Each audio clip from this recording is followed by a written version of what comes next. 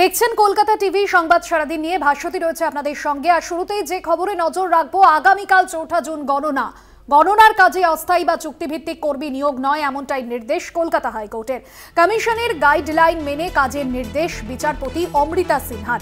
আপনাদের জানিয়ে রাখবো, আগামীকাল ৪ঠা জুন প্রার্থীদের ভাগ্য নির্ধারণ। তার আগে কলকাতা হাইকোর্টের যে নির্দেশ, গণনার কাজে অস্থায়ী বা চুক্তিভিত্তিক কর্মী নিয়োগ করা যাবে না, এমনটাই কলকাতা হাইকোর্টের নির্দেশ। কমিশনের গাইডলাইন মেনে কাজের নির্দেশ দিয়েছেন বিচারপতি অমৃতা সিনহা। আপনাদের আরো একবার জানিয়ে রাখবো, আগামীকাল যে প্রার্থীদের ভাগ্য নির্ধারণ এবং ভোট গণনার যে কাজ শুরু হবে, এবং সেই জায়গা থেকে যে বিষয়গুলো কলকাতা হাইকোর্টের তরফে উঠে এসেছে, অস্থায়ী বা চুক্তিভিত্তিক কর্মীরা যাতে গণনার টেবিলের কাছে না যান তা নিশ্চিত করতে হবে নির্বাচন কমিশনকে। গণনার কাজে অস্থায়ী বা চুক্তিভিত্তিক কর্মী নিয়োগ করতে চাইছে কমিশন, এই অভিযোগ কলকাতা হাইকোর্টের দ্বারস্থ হন বিজেপি প্রার্থী রথীন চক্রবর্তী। আর সেই মামলার পরিপ্রেক্ষিতে এই নির্দেশ।